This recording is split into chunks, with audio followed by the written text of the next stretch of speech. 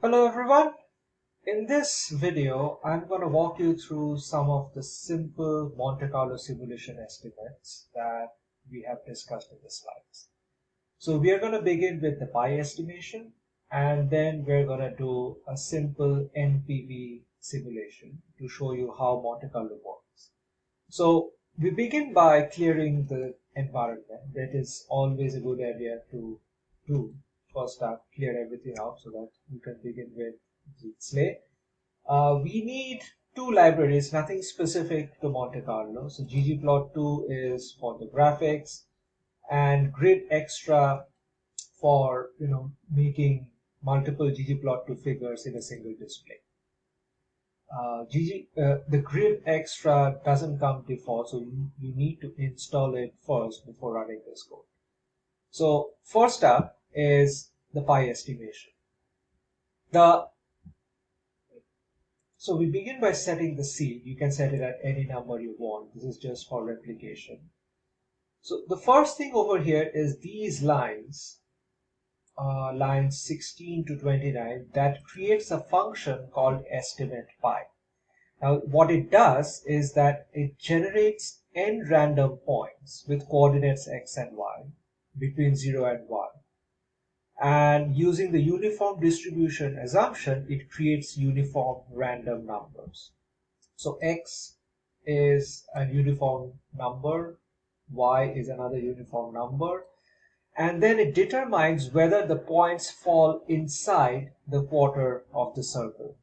Now, just to take a back step, what I'm going to do is to simplify the calculations. I'm going to show that this works with just one quarter, so which is basically 1/4 of a circle with radius 1 inside a 1 cross 1 square. The principle remains the same. We just have to multiply our final ratio by 4 to get pi. So once we have created the function, so x and y are the coordinates generated at random. Then we check if that coordinate falls inside the quarter circle, and then we get the estimate of the pi by taking that fraction and multiplying it by 4. And in the end, this function spits out the coordinates x and y, whether it's inside or not, and the estimate of the pi. So let's run these lines. So the function is ready. There is no output yet except what you see on under this functions tab. So this function is ready. Now what we need to do is we need different sample sizes to test. And for purpose of exposition, I'm going to test with 4 samples. So I'm going to begin with a sample size of 10, and then I'm going to ramp it up to 1,000, 10,000, and 100,000. So I run this line of code. I have a vector of all sample sizes. I'm creating a space to store the plots. So plot underscore list assigned list open parenthesis is just it's like an empty canvas. Then I'm gonna loop over all the entries in the sample size. My end will pick each entry from the sample size specifically and then plug that end into my estimate pi function and then generate the output. So this is going to take some time. So I'm going to run this whole line together.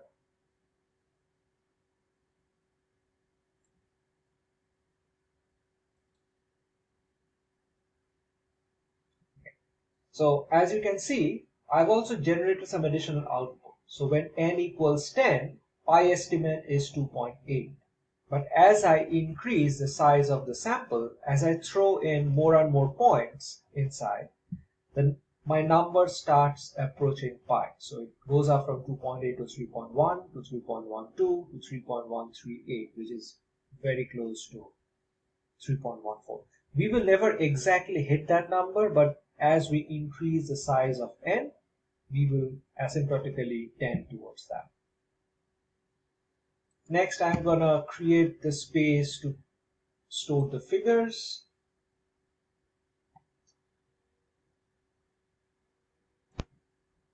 So as you can see, the figures took some time to come. So expand this.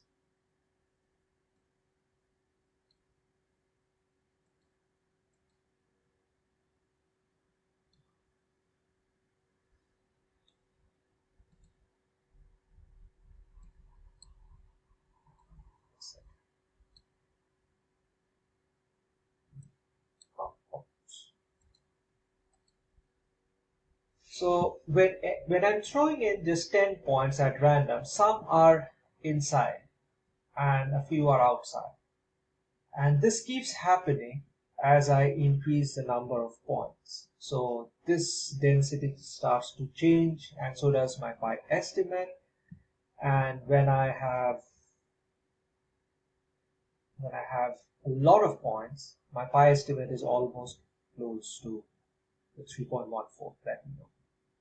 So this is how we can estimate pi using Monte Carlo simulation.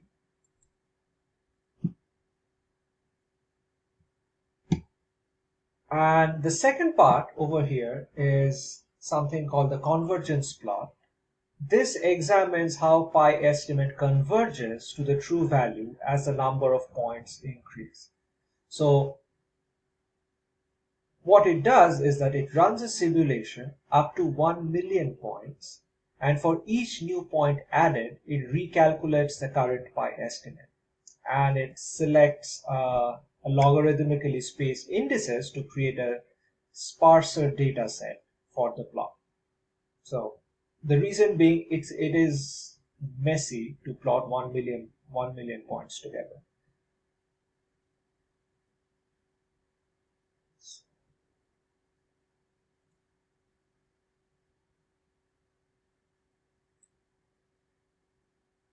This again will take some time.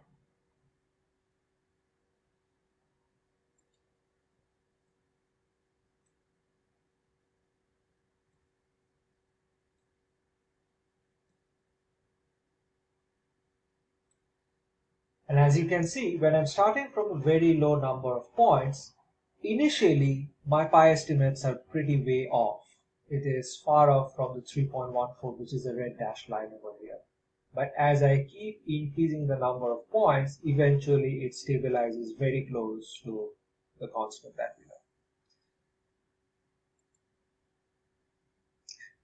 we know. So this plot, I think it kind of beautifully illustrates a key property of Monte Carlo simulation. And that is the error decreases as we increase the number of samples, but with diminishing returns. The early estimates fluctuate wildly, but as more and more points are added, the estimate stabilizes closer and closer to the true value of pi.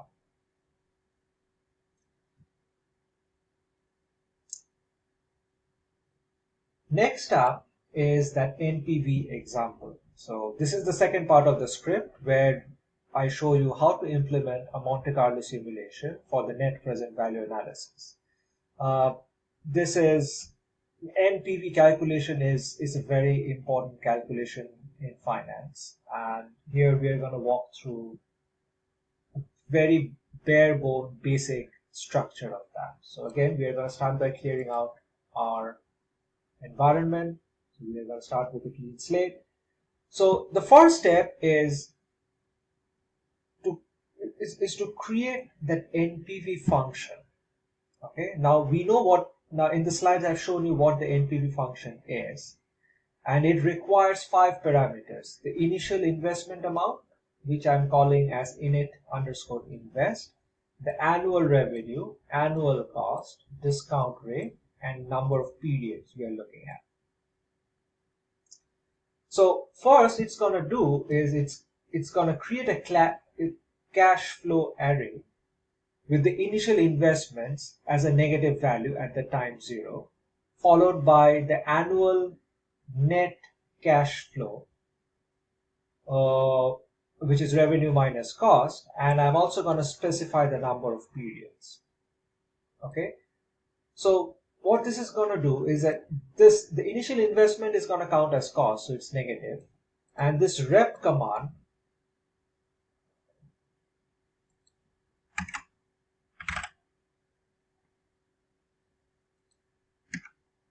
So rep replicates the values in X. It's a generic function and the internal default method is described. So what it does is that, so once we have the annual revenue and the annual cost and the number of periods, it's going to take the difference and the periods and replicate this difference for this number of times. Okay, so that's what this line does. And then in the NPV, I'm gonna, so this is my cash flow. I'm gonna take the cash flow and adjust it with the discount rate and add all of them up. So overall, this calc underscore NPV function will generate the net present value. So I'm gonna run this. The function is loaded. Then I'm gonna write a new function where I'm gonna do the Monte Carlo simulation. The argument that goes into this function is the number of times I'm going to simulate, which I'm going to define as n underscore sims. And for that many numbers, first, I'm going to create again a blank vector. So this NPV results which is a numeric n underscore sims, first, it will be a vector comprising of only zeros for n underscore sims times. So if I specify n sims is 2, then it will be a vector with 2 zeros. If the n sims is 10,000, then it will create a vector with 10,000 zeros.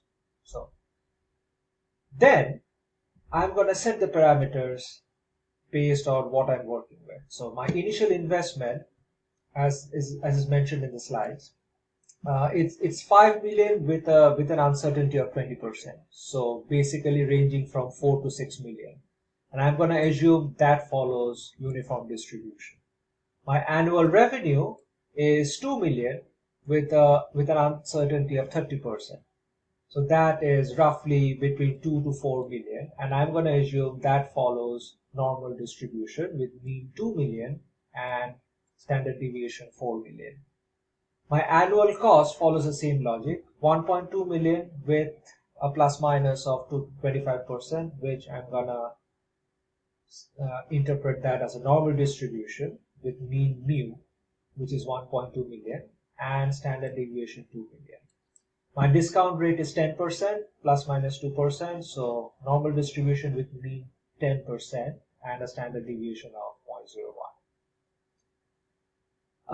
Periods is a discrete variable, so this needs to be randomized in a slightly different way. In the slides, I mentioned that the project can run anytime between 8 to 12 periods, which is 10 years plus minus 2. So I'm going to create a vector of 8 to 12 and randomly select one integer out of this using the sample function. Now this is based on what I've set up. You can tweak this around. You can work with different numbers, different distributions, different ways of, there are multiple different ways you can randomize this part. Once I have that, once I've set up the initial parameters, I'm going to calculate the NPV based on that set of initial values, and I'm going to store it in the NPV underscore results vector. And I'm going to update that over and over again. And in the end, this simulation will spit out the NPV results. So this is what the function does. The function is ready. So now it's time to plug in the numbers. So I'm going to set the simulation at 10,000. So I'm going to do this process over 10,000 times. So every time I'm going to start with an initial value, I'm going to calculate the NPV. I'm going to store it in that NPV underscore results vector. And then I'm going to again generate a new set of initial values. And I'm going to do this over and over again for 10,000 times over here. Once I have the results, for simplicity, I'm going to convert it into data frame. And I'm also going to adjust the scales because millions is a large number. I'm going to divide it by 1 million for easier display. And then I'm going to plot the distribution of my NPV. So what I'm looking at in this figure is, if I do this exercise 10,000 times, what does the distribution of the NPV look like? So and some NPV statistics. So simulation results is in. My expected NPV is negative 0.16 million. So on average, I'm expecting to make a loss, which is not good, but given these numbers is what I'm looking at.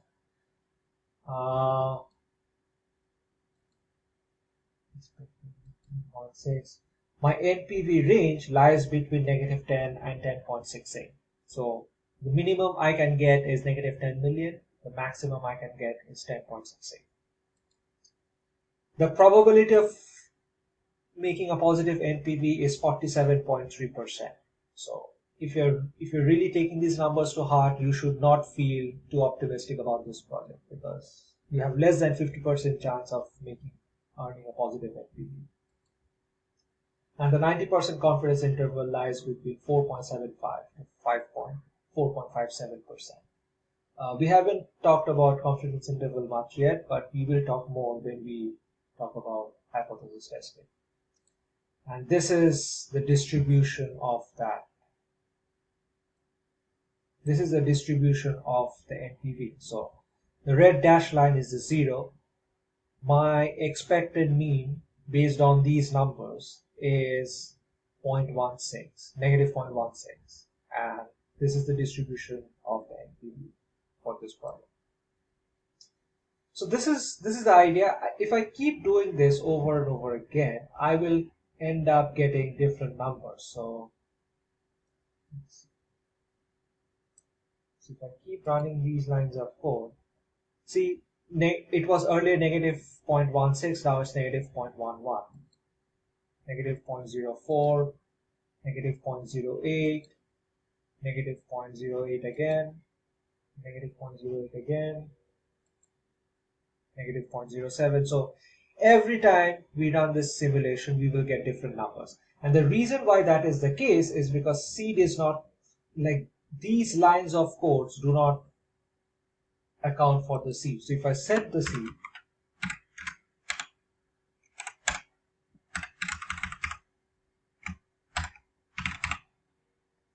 and then keep running the same numbers, I will keep getting the exact same result. So that is why setting the seed is important. It doesn't change the qualitative results, but it ensures that you get the exact same numbers every time you run the simulation.